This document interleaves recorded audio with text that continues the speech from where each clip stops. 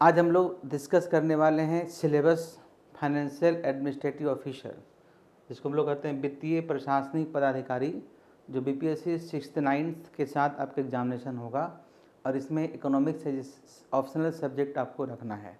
तो जो भी स्टूडेंट हैं इकोनॉमिक्स बैकग्राउंड के, मैथमेटिक्स बैकग्राउंड के, स्टैटिक्स बैकग्राउंड के या फिर आपका कॉमर्स बैकग्राउंड के, सभी के लिए ये पेपर रखना है, आप रख सकते हैं। तो आज हम लोग पिछले क्लास में डिस्कस किए थे, आज हम लोग इसके सिलेबस के बारे में डिस्कस करेंगे कि इसमें क्या क्या पढ़ना है पूरी तरीके से विस्तार से। चलिए देखिए, पद का नाम है वित्तीय प्रशासनिक अधिकारी और जो आपका बीपीएससी ऑप्शनल इकोनॉमिक्स का सिलेबस है उसको एक एक करके डिस्कस करेंगे। देखिए, इसमें दो पेपर है, पेपर 1 और पेपर 2 करके। पेपर 1 का ये सिलेबस है और पेपर 2 का ये सिलेबस है। इंग्लिश मीडियम में आप लोग को सिलेबस को दिक्कत था तो मैं इसको बड़ी अच्छी तरीके से एक्सप्लेन कर देता हूँ, साथ ही साथ कुछ बुक्स भी बताऊँगा। लेकिन पहले हम लोग को क्या पढ़ना है उसके बारे में डिस्कस करेंगे। तो सबसे पहला बात है कि जो सबसे पहला पेपर 1 है आपका, उसमें जो सबसे पहला टॉपिक है वो आपका है नेशनल इनकम अकाउंटिंग। क्या पढ़ना है? National income accounting and related aggregates. तो इसमें आपका जो है ये जो सेक्शन है कैसे पढ़ेंगे, इस सेक्शन को पढ़ना चाहते हैं और क्वेश्चन अच्छे तरीके से बनेगा तो मैं कुछ बुक बता देता हूँ, है ना, चूँकि इसमें सोशल अकाउंटिंग भी पूछा है। तो आपका मैक्रो इकोनॉमिक्स आती है। अगर हिंदी मीडियम के विद्यार्थी हैं तो आप एम एल सेट का बुक्स में इसको आप पढ़ सकते हैं। अच्छे तरीके से एक्सप्लेन करके दिया हुआ है, सारा का सारा कवर हो जाएगा। साथ ही साथ जब आप सिलेबस की तैयारी करते हैं तो क्वेश्चंस बैंक अपने साथ रखिएगा कि प्रीवियसली कम से कम 5 साल में क्वेश्चन क्या पूछा गया, क्वेश्चन का क्या पैटर्न रहा है।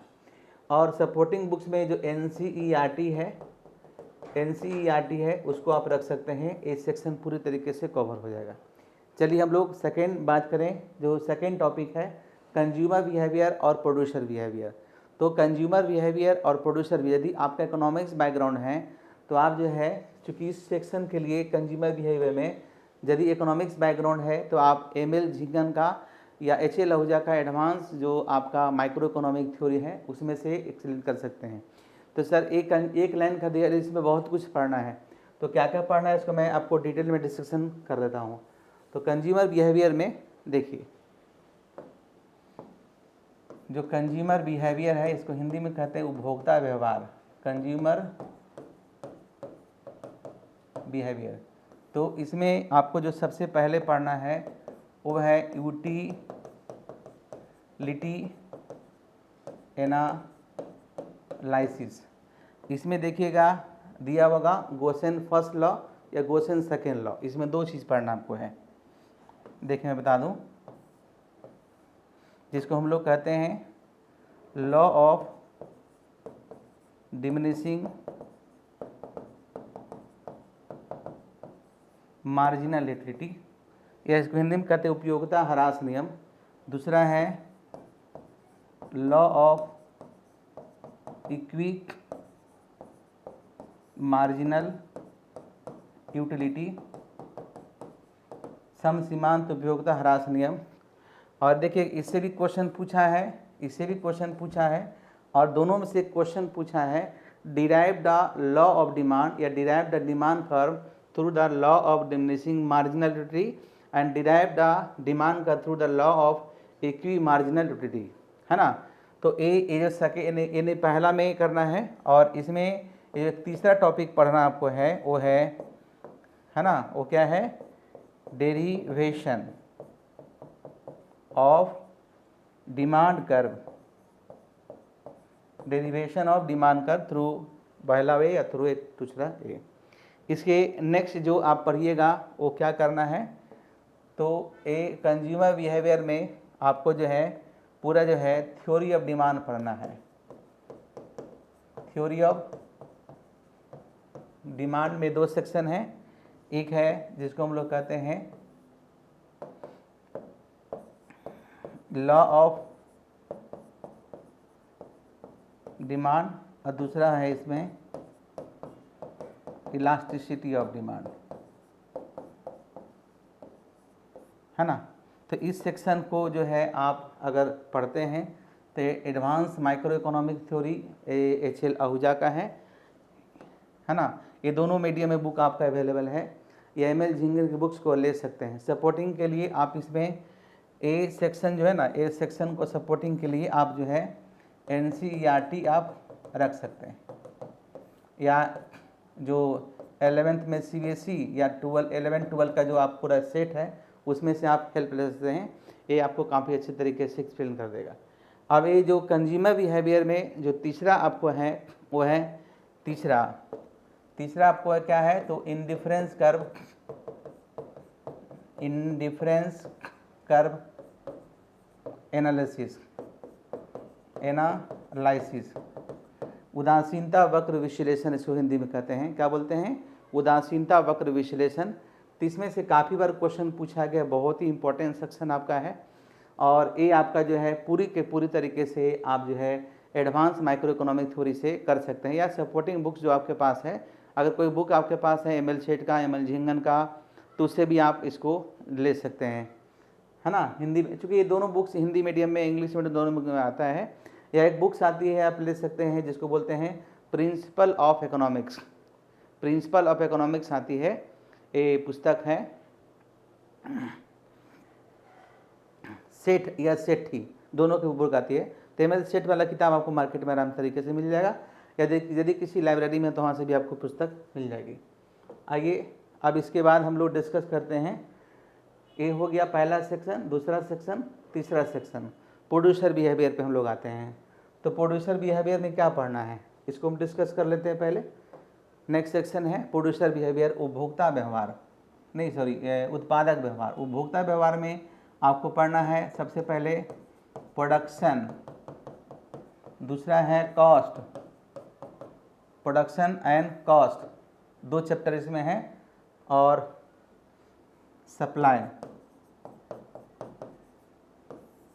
ये पूरा का पूरा सेक्शन आप बेसिक जानकारी के लिए 12th का जो बुक्स है आप उससे ले सकते हैं, आपको मिल जाएगा। 12th का कौन सा, माइक्रो इकोनॉमिक्स दोनों मीडियम में आती है।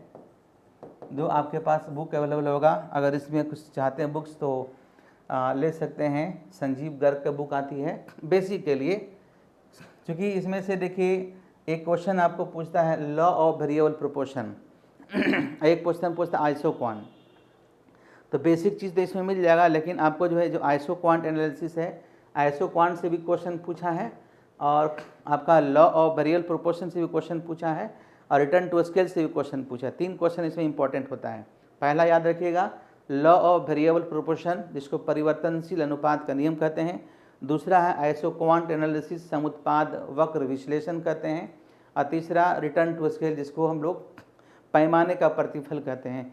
3 टॉपिक इसमें इंपॉर्टेंट है, तीनों से क्वेश्चन पूछा गया है, तो इसलिए मैं कहा था क्वेश्चन बैंक अपने साथ रखिएगा। नेक्स्ट हम लोग जो बात करते हैं, देखिए हम लोग सिलेबस पे आते हैं प्रोड्यूसर बिहेवियर में। अब तीसरा मार्केट एंड प्रोडक्ट वेरिएशन। तो देखिए मार्केट एंड प्रोडक्ट्स वेरिएशन की जो बात करते हैं, उसमें मार्केट में क्या पढ़ना है, पहले तो डिमांड सप्लाई एनालिसिस जो पढ़ना है, और मार्केट में जो पढ़ना जो क्वेश्चन पूछा गया है वो है परफेक्ट कंपटीशन, पूर्ण प्रतियोगिता बाजार, परफेक्ट कंपटीशन मार्केट, पूर्ण प्रतियोगिता बाजार। दूसरा है मोनोपोली एंड डिस्क्रिमिनेटिंग मोनोपोली,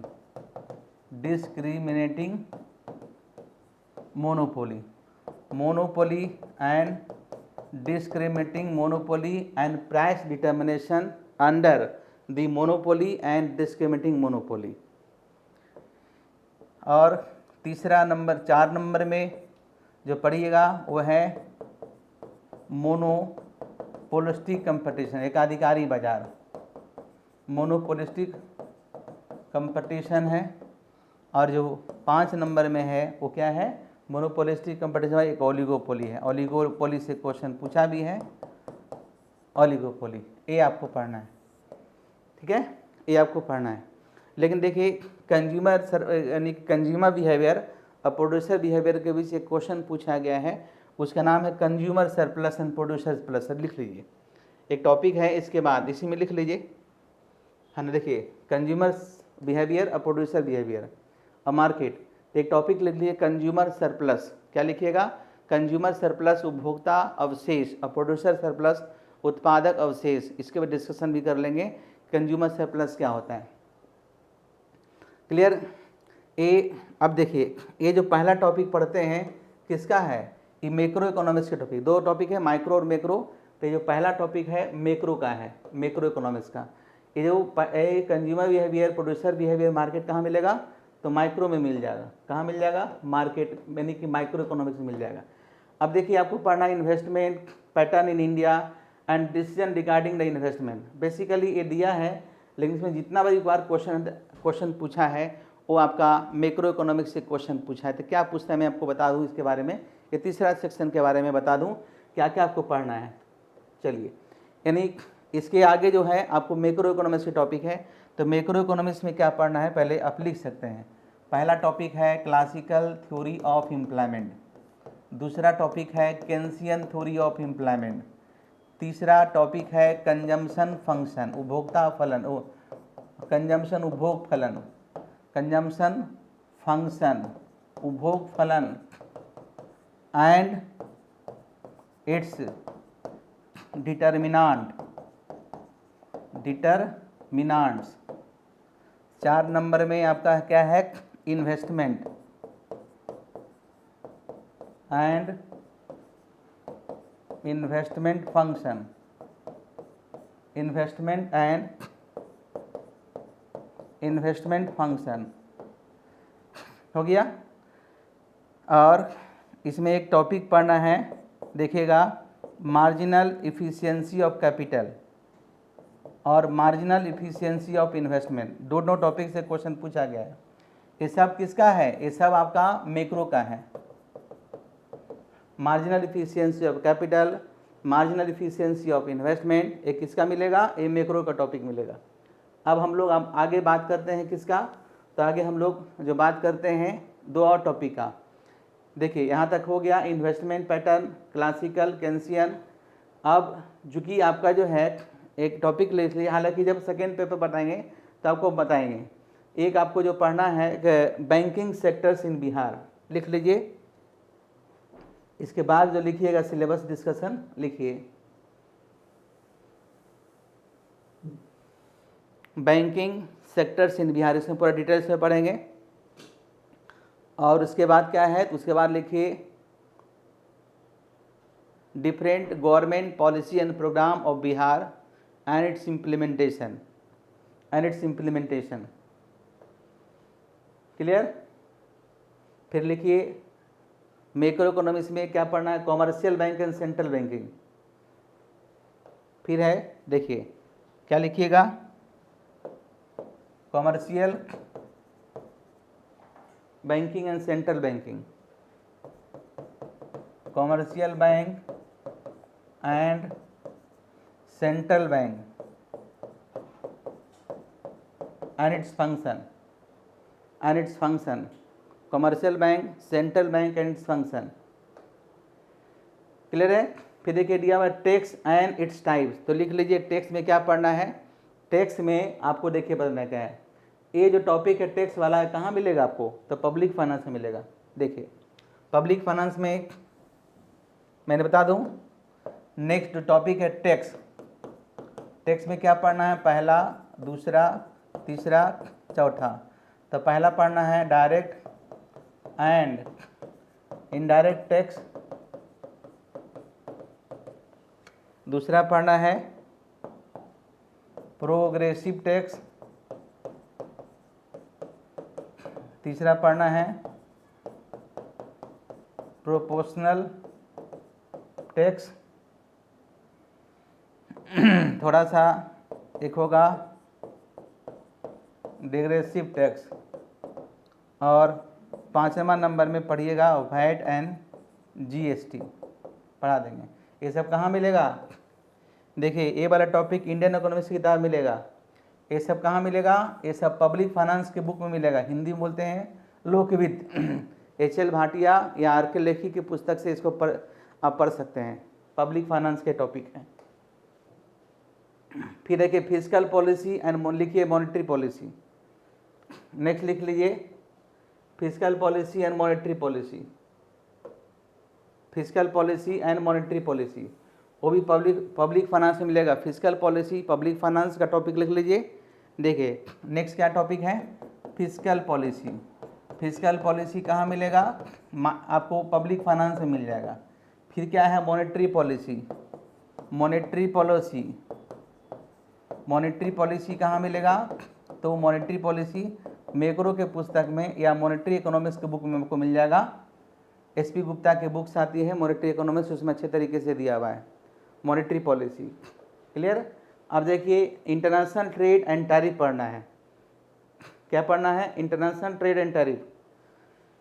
तो देखिए इंटरनेशनल ट्रेड जो आपका सिलेबस है उसके हिसाब से देखिए पढ़ना क्या है, पहला, दूसरा, तीसरा। पहला पढ़ना इंटरनेशनल ट्रेड, अंतर्राष्ट्रीय व्यापार एंड इट्स ऑब्जेक्टिव, इससे क्वेश्चन एक बार पूछा भी है।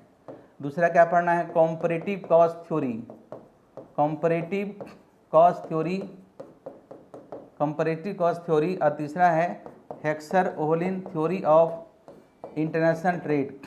ये कहाँ मिल जाएगा, ये तीनों के तीनों आपको टॉपिक जो है एम.एल. झिंगन की बुक्स आती है इंटरनेशनल ट्रेड का, वहाँ अच्छा तरीके से मिल जाएगा। या कोई और बुक प्रीफर करते हैं तो वहाँ मिल जाएगा इंटरनेशनल ट्रेड। अब आइए आपको पढ़ना है एक्सचेंज रेट। एक्सचेंज रेट लिखिए, exchange rate and theory, balance of payment. फिर है आपका टॉपिक, हम लोग वापस आते हैं। देखिए 4 नंबर में एक्सचेंज रेट, इसको बोलते हैं विनिमय दर।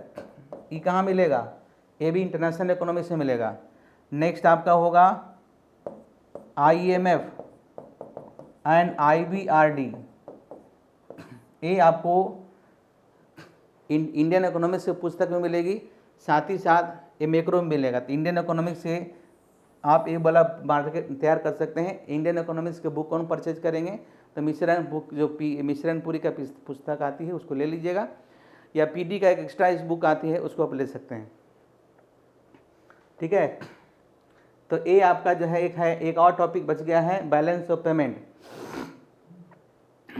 लिखिए balance of payment, balance of payment and balance of trade, भुगतान अवशेष हिंदी में कहते हैं। ये भी आपको जो है 12th वाली पुस्तक में या फिर आपका एम.एल. झिंगा किताब है, ये इंटरनेशनल टॉपिक है। अभी तक हम जो डिस्कस किए पेपर में उसमें माइक्रो भी पढ़ना है, मैक्रो भी पढ़ना है, पब्लिक फाइनेंस भी है, बिहार इकोनॉमिक्स भी है, इंटरनेशनल इकोनॉमिक्स भी है। तो देख रहे हैं किसी एक पुस्तक में आपको नहीं मिलेगा, लेकिन हम जब मेरे पास पढ़ते तो कंपाइल किया एक जगह आपको स्टडी मटेरियल मिल जाएगा। फिर यदि आप खुद से तैयारी करते हैं तो मेरी जो बताई गई है उस तरह से तैयारी कीजिए, आपका अच्छी तैयारी हो पाएगी। क्लियर है। अब चलिए ये पेपर 1 का है। अब पेपर 2 में हम लोग आते हैं। पेपर 2 में क्या क्या सिलेबस है उसको एक बार हम ब्रीफ डिस्कशन कर लेते हैं। देखिए पेपर 2 में क्या पढ़ना है, सबसे पहले पढ़ना है nature and characteristics of Indian economy. तो इसके लिए आप आराम से मिश्रणपुरी का पुस्तक खरीदिए, ये आपके लिए समझते हैं। Planning growth and development income distribution during planning period, ये पूरा का पूरा मिश्रणपुरी में, या फिर आपको लाल एंड लाल की बुक आती है, लाल एंड लाल की बुक आती है, उसमें से भी आप एक काफ़ी अच्छे तरीके से पढ़ सकते हैं। वैसे फिर डिटेल से यहाँ बताया जाएगा। फिर नेक्स्ट टॉपिक है पॉवर्टी, है ना, अनएम्प्लॉयमेंट। तो पॉवर्टी अनएम्प्लॉयमेंट भी कहाँ से पढ़ सकते हैं, तो पॉवर्टी और अनएम्प्लॉयमेंट भी आप जो है आराम से जो है इसी पुस्तक में आप ले सकते हैं। फिर आपका है फेडरल स्ट्रक्चर ऑफ इंडिया, ये कहाँ मिलेगा, तो पब्लिक फाइनेंस में मिलेगा, है ना, agriculture, industry, public and private sector. तो इंडियन इकोनॉमी और पब्लिक फाइनेंस दोनों मिला के पढ़ते हैं। तो पहले तो आपको फेडरल स्ट्रक्चर समझना है, फेडरल फाइनेंस क्या है वो समझना है। तो ये आपका जो है इंडिया, आपका जो पब्लिक फाइनेंस वाली पुस्तक में मिल जाएगा। नेशनल इनकम एंड डिस्ट्रीब्यूशन, अभी देखिए पेपर 1 में नेशनल इनकम पढ़े थे, तो मैक्रो इकोनॉमी के कॉन्टेक्स्ट में पढ़े थे, है ना, थोड़ा वक्त लगेगा बस, इसके बाद हम कंप्लीट कर लेंगे। आइए हम लोग बात करते हैं यहाँ पर जो नेशनल इनकम पढ़ना है वो इंडियन इकोनॉमी के कंटेक्स्ट से पढ़ना है कि नेशनल इनकम का क्या ट्रेंड रहा भारत में। फिर आपका जो है देखना है एग्रीकल्चर का क्या ग्रोथ रहा, लैंड रिफॉर्म भूमि सुधार आपको पढ़ना है। लैंड रिफॉर्म में अलग अलग टाइप्स है जिसको हम लोग डिटेल्स में करेंगे। उसके बाद लैंड आपका जो है प्राइस पॉलिसी, फिजिकल पॉलिसी, ये सब आपको पढ़ना है। साथ ही साथ आपको बजट एंड हिस्टोरिकल बैकग्राउंड। तो इस तरीके से देख रहे हैं कि दोनों पेपर मिला के आपका जो काफ़ी अच्छा आपका सिलेबस है। दूसरी बात है, आप यदि इसकी तैयारी कर रहे हैं तो तैयारी करने के साथ ध्यान में रखिए कि क्वेश्चन बन रहा है कि नहीं। यदि आप इसको तैयारी कर रहे हैं और क्वेश्चन बन रहा है, डेट मीन्स की चीज़ें समझ में आ रही है। आप जो है इस सिलेबस को पढ़िए और प्रीवियस ईयर क्वेश्चन को देखिए, आपका सारा का सारा क्वेश्चन बनना शुरू हो जाएगा। इस तरह से आप हमारे साथ जुड़े रहिए। और जो स्टूडेंट चैनल को सब्सक्राइब नहीं किए हुए हैं, चैनल को सब्सक्राइब कीजिए। और यदि हमसे लाइव क्लास में जुड़ना चाहते हैं तो आप लाइव क्लासेज में भी जुड़ सकते हैं। 8292179360 पर कॉल करके आप जानकारी ले सकते हैं। और आपका ये बैच जो है सैटरडे से यानी कि 22 जुलाई से शुरू रहा है। आप सभी का स्वागत है।